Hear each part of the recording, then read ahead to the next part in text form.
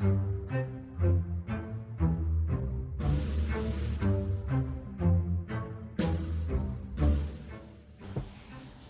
thought I'd put together a little video guide on how to use Caffenol to develop your own negatives at home.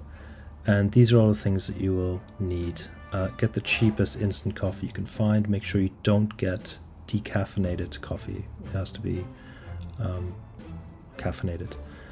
I'm dividing up the liquid now between the instant coffee and the sodium carbonate. If you had a higher temperature for the sodium carbonate, it would dissolve a lot better, but I decided that if I'm in the ballpark of the proper temperature around 20-21 degrees, then I'm willing to put up with crystallization, but you'll see that in a moment. Also, just try and be a lot neater than I am. I'm trying to film this with one hand while scooping coffee into a cup, so just be a bit neater.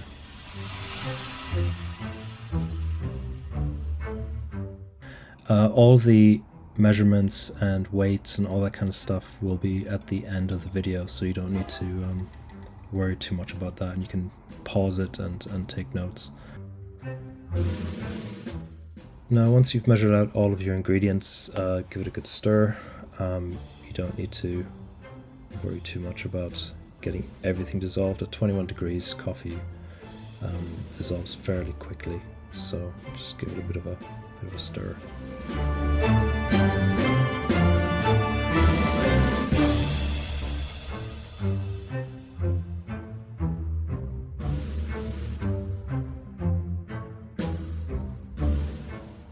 Next, we've got the sodium carbonate.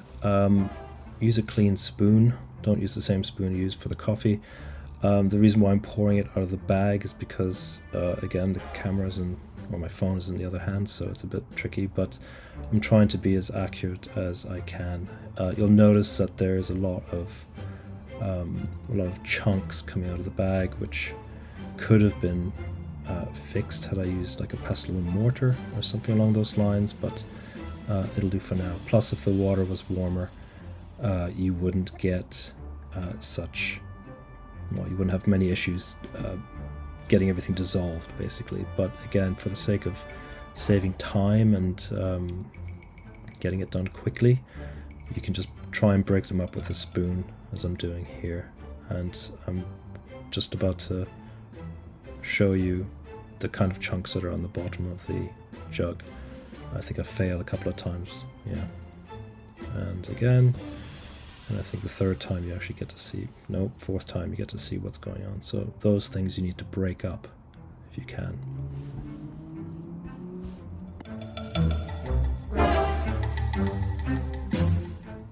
Here you're now mixing the coffee and the sodium carbonate together.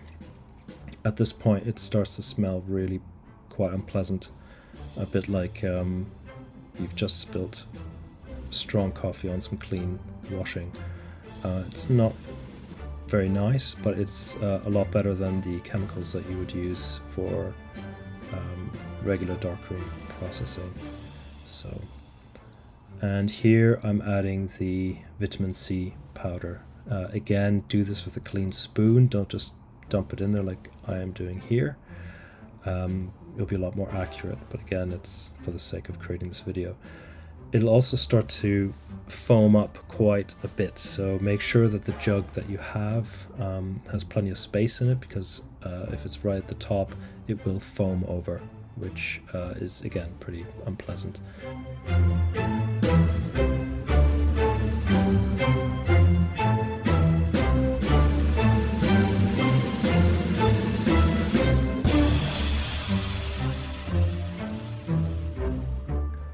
Now, one final thing, you have to let the solution settle after it's been mixed for about 5 minutes.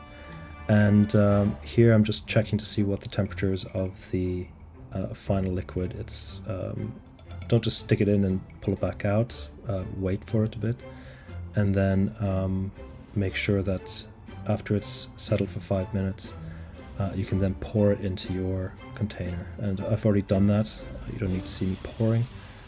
and you need to agitate the solution.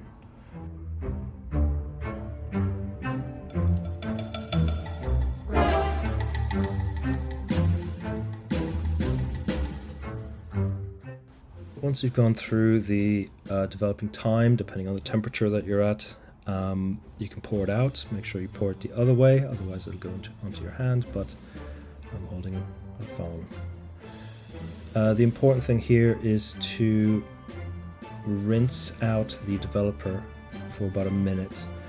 You can see all the kind of brown foam coming out of it. After about a minute it'll run clear, and you will see that. It's really important to get rid of as much developer as you possibly can at this point.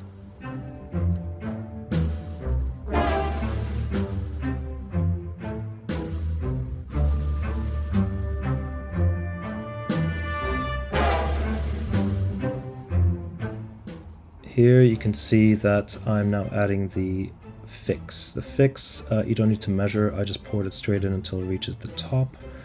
You can hear the sound change as it kind of pours into this container. This is the only thing that I bought that's specifically for photography. You can use white vinegar, but I just thought this would be easier. And you will need to agitate it.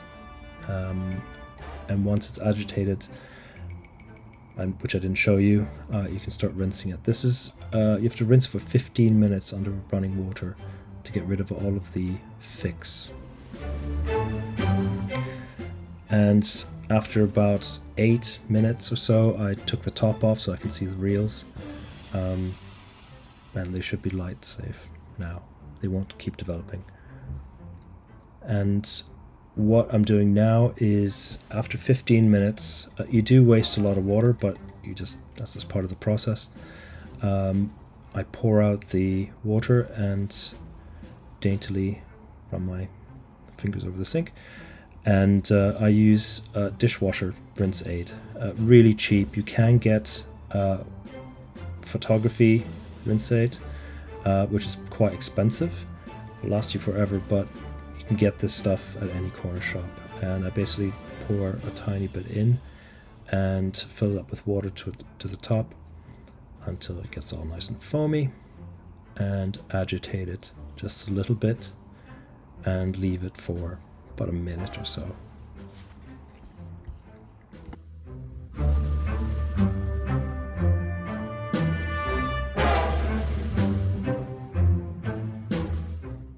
Now that's done, you can take the negatives out. Make sure you hang them in your bathroom. It tends to have the least amount of dust. And just use some clothes pegs to keep it nice and straight, otherwise it'll curl up on you. And that is it.